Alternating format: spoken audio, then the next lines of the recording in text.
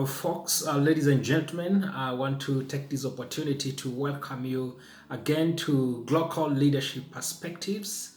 I have to begin by uh, asking for your indulgence because for almost a week we've not been able to download or at least record a video, and this is because for the last 1 week I've been quite engaged and also involved in a bit of exams as a part of life.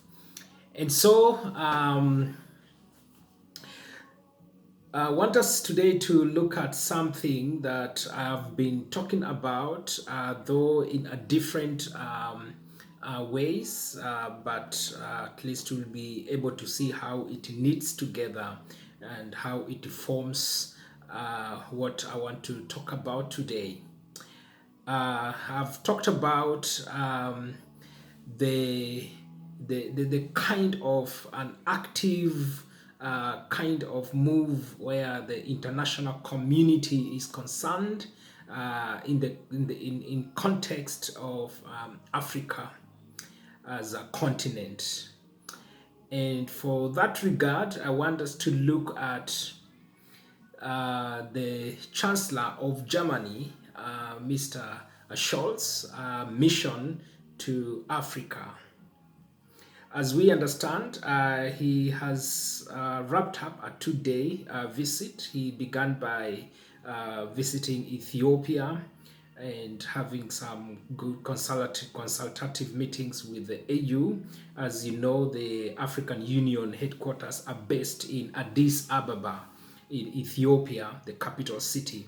And then he also flew to Kenya, and also he was able to have some engagement down there.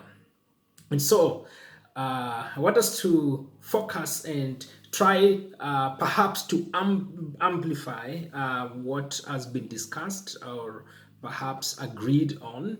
And that's why I've framed the subject of this conversation, the mission of the Chancellor of Germany to Africa, and of course, as you've been following the news, you can clearly see or you've clearly heard the things that have been discussed and the things that they have agreed on. And one of the things that I believe is one of the mission of Mr. Scholz mission to Africa, visit to Africa, has to do with what we've heard himself say, because and this has to do with trying to campaign for Africa to acquire a permanent seat in the UN Security Council. And Africa has been advocating for this, and they have been saying, indeed, there's no way you can divorce Africa from the issue of security, where other partners are meeting to discuss issues of security, especially when Africa is concerned and Africa is not represented on the table. And so Africa feel that is not just, and it beats logic, and it does not serve its intent and purpose. And so he has clearly said that, you know what, for me and for us as Germany, we're going to support this initiative by Africa. They need to have indeed a permanent seat in the UN Security Council. And so he has declared his intention and his country publicly that he's going to support this kind of initiative. And the other thing also, AU has also been advocating for a seat in the G20 group members of nations. Because in Africa, it's only South Africa that is part and parcel of that group, but entirely Africa is not properly a member and represented in that particular group. So and Africa has, through the AU, has been agitating and asking to get a seat also, and or a clear and a vibrant participation where this kind of membership is concerned. And so the Chancellor has said yes, he really advocate for that. It's a good initiative, and so he has also declared his intentions of supporting and ensuring that he can do what he can do on his part, and the government of Germany to ensure that happens. And so this, among many other things that also we've had being discussed, is the issue of climate change, and especially in that context, the issue of renewable energy was highly discussed. And I want to believe these are some of the real issues that really the Chancellor came to address. Some of these things, in my own view, they're just icing on the cake, so that to look diplomatic and smart, in a way that we've not just come to see what we can benefit from you, but also to make it look like a mutual kind of benefit. But entirely, I think the issue of renewable energy and the issue of climate change is one of the key things that really believe Mr. Scholz really must have given it much attention. Remember, of course, Germany lately, since the Ukraine and Russia war broke up, experienced very serious problems with energy and gas, to be specific, because Germany has for long time, for decades, dependent on Russia's energy, Russia's gas, and this, of course, has been faced with a lot of criticism, and of course, in my own view, also this was not a good idea. Because for a country to really entirely to a good substantive fraction percentage to depend on another country where energy is concerned, that can really put a country in jeopardy, especially when things are not okay. Like in this case, things are not okay, and so the country has had to run helter skelter to ensure that they really mitigate and salvage the situation, and so that it does not, at the end of the day, affect the general GDP of the country, and to ensure that everything remains at least constant, and the country is moving on well. And so I believe this is the real thing. Remember, he had his first trip in the part of the West Africa, and the issue of energy was really at hand, on top of the conversation. And so I want to believe also in this case, this is the real, one of the real issue that really brought Mr. Scholz to Africa, or to Kenya to be particular, or in the eastern part of Africa. And the other thing that also that I want to, of course, it has, they have clearly said, they have discussed, is the issue of labor. Statistically, of course, Germany has a challenge with mitigating that issue of labor, and because quite a number of the demographic, in terms of the population of the country, most of them are aged people, and so looking at in terms of projection and looking ahead, this does not really put them in a good place, because any country would want to ensure that there is that kind of continuity in terms of economy and in terms of production. And if this is not taken care of, then it means in the next few years, few decades to come, then the country will be in serious problems if all factors remains constant in terms of population.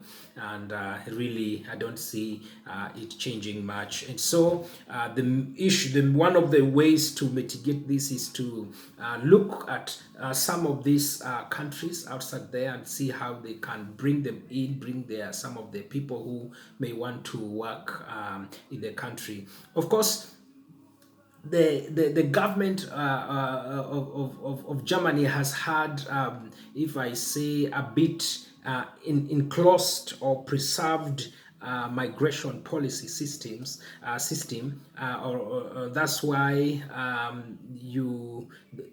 there's a distinction the way the US, Canada, and to some slight extent, UK handled the issue of migration policies in relation to how Germany has been handling them. So they have been very preserved. They have not been very open about it, but with this current government, the coalition government, that was on top of their list. And so, in my own view, and what we can see, they have really been working hard to ensure that they meet that kind of agenda they had as a coalition government. And for sure, that's a good thing for the country, because and no, a country cannot survive in exclusion of others. The world is a village, and the world needs each other. As much as Africa needs Germany, Germany needs Africa. And so it's all about mutual kind of relationship. You cannot entirely say that I can survive on my own. No, there's nobody who can, as we have always said, you can't live in an island on your own. You need to survive by mingling and integrating with others. So this kind of thing has really been a challenge for the country. And I think going forward, unless it is properly handled, then it will cause more serious problem, especially on the economy. And I think that's why this government is very intentional where this thing is concerned, to try and solve that kind of foreseeable challenge that is coming ahead. And so we've seen the president of Kenya talking about the need to have increase in professionals and who may want to work maybe in Germany, also the skilled laborers and the semi-skilled laborers, because usually they have always not accepted, especially the skilled laborers and the semi-skilled laborers. They've always given priority to the professionals, and that to some extent has been and will also be a challenge going forward. And so, developed world, if the Germany wants to remain enjoying the status they do, if the country wants to ensure they are there on top in terms of the big players in the world, then this is a must. They have to see how to go about it and accommodate it by improving and adjusting on their policies, and so that this can help them to go forward in terms of continuity, especially where the GDP is concerned. And so I want to believe that's a good thing. And so these are some of the things that were discussed. I'm sure, of course, you can't miss, because whenever a president goes in a different country, of course, they usually go with a large entourage of people. They go with a big business entourage, and there are many things, there are many bilateral deals, there are many kind of conversation that always takes place, and so some of them may not be brought on table, and some of them may be, I mean, some of them may not be brought in the public line, and some of them may be brought in the public line. And that's why on this leadership channel, I'm trying to amplify the kind of the things that these two leaders of these two countries, and also by extension the countries of other African have been trying to do through the visit of Mr. Scholz to Ethiopia and Kenya. But I want you to know that I'm mentioning these things because let us not forget that at the background of all these things I've mentioned as the real mission of Mr. Scholz's visit to Kenya is that I've talked about the issue of a scramble for Africa, actually second scramble for Africa. And this is so because of the resources, is in this case especially natural resources that in Africa, and most of this world, they need this kind of resources in order for most of their things to move on well. And so the best way they can do is to ensure they're in good relationship with these countries that have these resources, and to see how they can continue getting them, and if they have not started getting them, to see how they can get them. And so this has to do with resources, and in this case they are becoming limited because many players are now coming on board. There's a huge scramble, and so the people are fighting for survival, and this is really one of the things on the table. And I want to believe really you cannot challenge it. It is just as obvious as it is. The other thing also at the background has to do with the issue of really, China has really spread its influence in Africa lately. This is when the West, and to some extent the European community, went to slumber. And so China came in with different kind of strategy, and they influenced and they took over most of the areas. And so the West and the Europe, they have discovered that really something has changed, or something is changing, and so they are trying to reverse that kind of status, and to try to block actually China continuity in terms of influence in Africa. And that's why some of these countries will keep on coming and asserting their authority, and this is the reason why you cannot again underestimate the visit of the Chancellor of Germany to this part of Africa. And also the other thing that cannot come on the table, and this is important for us to understand, especially in the context of leadership. When Mr. Ruto was declared the president, he has had to face very numerous challenges, especially legitimate issues as a president. And he has struggled with this because the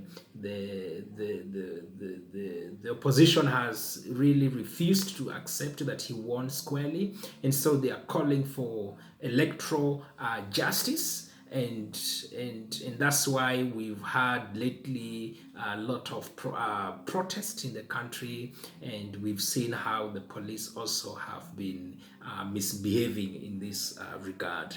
And so because of this, I want to believe the visit of Mr. Scholz, and also the visit of the Japan Prime Minister, and the visit of the UN Secretary General Guterres, and many other kind of leaders that has been lately visiting. There is this serious kind of flow of diplomats in the country. So I want to believe this is very intentional, and it is there to serve a specific purpose, to try and legitimize proper perhaps the presidency of Mr. Ruto. Of course, the diplomatic have no any other thing to do, probably because they would argue election was conducted, or the process was verified, and so at the end of the day they had the president, and the president they can work with is the current president, who is Mr. Ruto.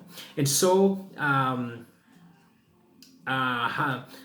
this is very important, and I want to believe some of these things were highly discussed, and these are some of the reasons why the Chancellor of Germany had to visit Africa again, and to be specific, Kenya. So the King bless you, and I hope this brings some light to your understanding.